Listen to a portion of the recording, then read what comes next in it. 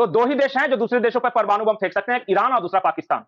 तुलसी Gabbard ने ऐसा बयान दिया जो लोगों को चौंका रहा है। पाकिस्तान के जो परमाणु हथियार हैं अब वो दुनिया के लिए खतरा हो सकते हैं, ये हम नहीं कह रहे। अमेरिका की इंटेलिजेंस एजेंसी के जरिए कहा गया है, क्योंकि अपोजिट है। ये भारत के लिए भी कम चिंता की बात नहीं है। बहुत बड़ी चिंता की भाई बात वो अगर इंटरकॉन्टिनेंटल बैलिस्टिक मिसाइल बना रहा है जिसकी रीच अमेरिका तक होगी और कन्वेंशनल और न्यूक्लियर पेलोड लेके जा सकता है, तो हम तो उसकी सीमा पर हैं। तो एक दुष्ट देश, एक रोग कंट्री हमारे एकदम बगल में है, अमेरिका को सारी चीजें पता है कि वो क्या कर रहा है। इसके कहा जा रहा है कि ईरान इजराइल में जो युद्ध छिड़ा हुआ है उसके पीछे पाकिस्तान कुछ बड़ा दिमाग लगा सकता है और खुफिया रास्ते से अपने परमाणु जो हथियार हैं वो ईरान भेज भी सकता है। ये खुद आशंका अमेरिका की तरफ से जताई गई है। तुलसी गबार्ड ने बयान दिया और सीधे सीधे कह दिया कि पाकिस्तान के परमाणु हथियार खतरे से कम नहीं है। तो आज उसी पर चर्चा करेंगे। चर्चा के लिए मेरे साथ वरिष्ठ पत्रकार पंकज प्रसून जी जुड़े हुए हैं। सर, अमेरिका की तरफ इन हरकतों की वजह से तो पाकिस्तान तो तबाह है। क्या फायदा है पाकिस्तान का? पाकिस्तान का पहला फायदा यह है कि तेल के संकट से जूझ रहा पाकिस्तान को तेल मिल जाएगा। दूसरा, पर्याप्त मात्रा में पैसे मिल जाएंगे, इलीगल पैसे जिसके बारे में दुनिया में किसी को जानकारी नहीं होगी। जो दूसरा पॉइंट उठाया है इसी annual report on national security में, जो कि इंटेलिजेंस विंग जो अमेरिका की है वो ये पेश करती है, उसमें यह कहा गया कि भारत और पाकिस्तान के बीच परमाणु युद्ध हो सकता है। बिल्कुल। और इसमें उन्होंने कारण बताया। कारण ये बताया कि जैसे ही ईरान, अफगानिस्तान ये सब पाकिस्तान पे अटैक करेंगे, जो कि करेंगे क्योंकि ईरान के खिलाफ ये युद्ध में उतरने वाला है और अफगानिस्तान का तो ये अटैक। हाँ, तो पाकिस्तान की आर्मी अपने लोगों का ध्यान उससे हटाने के लिए भारत पे एग्रेसिव पोस्टरी करेगी। हो सकता है कि कहीं कोई आतंकी घटना कराए। हाँ, क्योंकि भारत से भिड़ने के बाद पाकिस्तानी एक हो जाते हैं ना, क्योंकि अफगानिस्तान से भिड़ेंगे या ईरान से भिड़ेंगे तो आपस में उनकी झगड़ा चलते रहता है। शिया सुन्नी का झगड़ा हुआ, अगर ईरान से भिड़ेंगे तो, अफगानिस्तान से भिड़ेंगे तो सारे पश्तून और पठान उनको मार रहे हैं। तो अपने लोगों को एक करने के लिए एकमात्र इनके पास उपाय है कि भारत के साथ लड़ाई कर लो। और भारत के साथ अगर लड़ाई किए तो ऑपरेशन सिंदूर में आपने देखा क्या हुआ। और भारत के रक्षा मंत्री हो, विदेश मंत्री हो, आर्मी चीफ हो, सबने कहा है कि अगर इस बार कोई भी गुस्ताखी की पाकिस्तान ने तो हम पहले से ज्यादा मार मारेंगे। तो जाहिर सी बात है, ऐलान तो किया हुआ है कि ऑपरेशन सिंदूर रुका हुआ है, अभी खत्म नहीं हुआ है, चल रहा है वो। बिल्कुल। तो इसी बात से वो आशंका जाहिर कर रहे हैं कि अगर पाकिस्तान ने ऐसा कुछ किया तो परमाणु युद्ध का खतरा है और पाकिस्तान डिस्परेशन में आके कहीं पटक देगा बचने के लिए। जंग के बीच अमेरिका की इंटेलिजेंस चीफ तुलसी गबार्ड ने कहा कि रूस, चीन, ईरान और उत्तर कोरिया के साथ पाकिस्तान ऐसी मिसाइल तैयार कर रहा है जो अमेरिका तक हमला कर सकती है। उसकी मारक क्षमता कहां तक है? अमेरिका तक है। तुलसी ने यह खुलासा अमेरिकी सीनेट की इंटेलिजेंस कमेटी के सामने अपनी पेशी के दौरान दिया। इस दौरान तुलसी गबार्ड ने कहा कि पाकिस्तान लंबी दूरी की मिसाइलें बना रहा है, इसमें इंटरकॉन्टिनेंटल बैलिस्टिक मिसाइल भी शामिल है, इनकी रेंज अमेरिका तक है। उन्होंने यह भी कहा कि अमेरिका को अभी 3000 मिसाइलों का खतरा है, लेकिन 2025 तक यह खतरा बढ़कर 16000 मिसाइलों तक हो जाएगा। रूस और चीन अमेरिका तक मार करने वाली मिसाइलें बना रहा है, ये तो सभी जानते हैं, लेकिन अमेरिका का इस लिस्ट में पाकिस्तान को शामिल कर लेना ये एक नई और बड़ी बात है। तुलसी गबार्ड ने पाकिस्तान के बारे में और क्या कहा है वो आप सुने। However, the intelligence community assesses that Russia, China, North Korea, Iran, and Pakistan have been researching and developing an array of novel, advanced, or traditional missile delivery systems with nuclear and conventional payloads that put our homeland within range.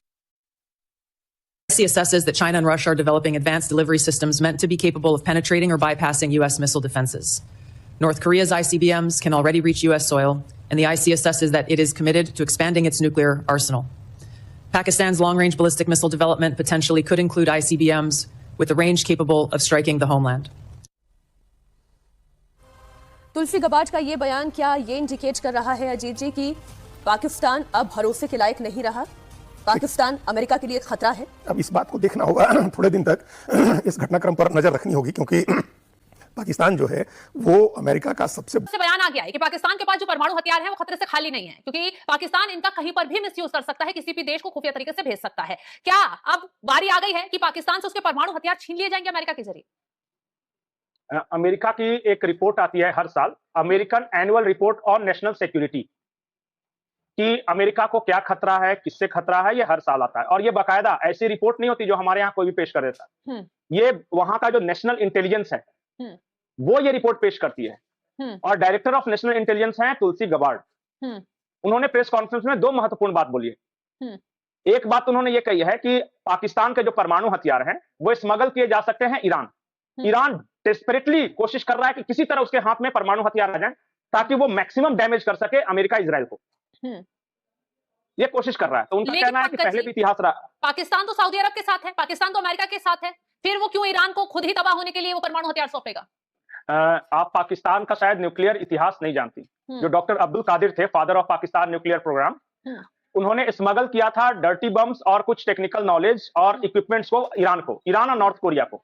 अच्छा। Libya का भी उस वक्त नाम आया था कि Libya Iran और नॉर्थ कोरिया को स्मगल कर रहा है पाकिस्तान, अपने न्यूक्लियर टेक्नोलॉजी को और कुछ पार्ट्स को। और पाकिस्तान के जरिए आज ईरान में जो भी परमाणु कार्यक्रम चल रहा है वो पाकिस्तान वाला ही है। अच्छा, ये उस वक्त का इतिहास था। आप 1999 के सारे अखबार उठाकर देख लीजिए और डॉक्टर अब्दुल कादिर सीधे आप टाइप कीजिए तो उनके बारे में सारी जानकारी आ जाएगी सर से, बिल्कुल गूगल में। आपने बताया कि उन्हें जेल भी भेजा गया था। हाँ, उनको अंत में वो पाकिस्तान के जेल में रहे और शायद अब उनकी मौत भी हो गई है, गुमनाम जिंदगी मरे हैं। चोर था वो, जिसको पाकिस्तानियों ने वैज्ञानिक बनाकर पेश किया था। वो क्या कहीं जाता था और काम करता था वहां का, और थोड़ा बहुत टेक्नोलॉजी आया, स्मगल करके वो पाकिस्तान लाता था और सब कहीं का ईंट कहीं का रोड़ा, भानुमति ने कुनबा जोड़ा मिलाकर उसने एक बम तैयार किया था परमाणु। और कहा तो यह जाता है कि उस वक्त अमेरिका और सीआईए ने भी मदद की थी, क्योंकि भारत के परमाणु कार्यक्रम के बाद वो असुरक्षित महसूस कर रहे थे सीआईए वाले। अच्छा, तो ये मैं इतिहास बता रहा था पाकिस्तान को। अभी जो रिपोर्ट आई है उसके अनुसार कि चूंकि पहले हो चुका है स्मगल, तो इस बात की संभावना है कि अब भी स्मगल हो सकता है। तो जो director of national intelligence Tulsi Gabbard है, उन्होंने कहा कि हमें पाकिस्तान के जितने परमाणु बम हैं, परमाणु ठिकाने हैं, उसको उस पर विजिलेंस बढ़ाना चाहिए या फिर उन्हें अपने कब्जे में ले लेना चाहिए। तो ये संभव हो पाएगा? क्योंकि अरे अभी इसी युद्ध के दौरान देखिए ना, स्टारलिंक्स के सैटेलाइट्स ईरान पहुंचाए जाने थे। दो रास्ते से पहुंचाए जाने थे, इराक के रास्ते और फिर पाकिस्तान के रास्ते। कराची पोर्ट पे उतरा और फिर वहां से वो पैदल रास्ते मुजाहिदीन या जो जासूस उनका आईएसआई के एजेंट्स के रास्ते वो ईरान के अंदर घुसाए जा रहे थे। आरोप यह है कि आईएसआई ने ही इस बात की जानकारी ईरान को दे दी और 16,000 डिकोडर पकड़े गए थे स्टारलिंक्स के, जो पहला ऑपरेशन चला था, ऑपरेशन राइजिंग लाइन, उसमें। तो जब पाकिस्तान इस बारे में ईरान को जानकारी दे सकता है, स्टारलिंक के सैटेलाइट के डिकोडर को स्मगल कर सकता है, तो फिर परमाणु बम को क्यों नहीं स्मगल कर सकता है? लेकिन मकसद क्या है, हासिल क्या होगा? बर्बादी हाथ लगेगी ना इससे, क्योंकि अगर अमेरिका ने हमला कर दिया पाकिस्तान पर सीधा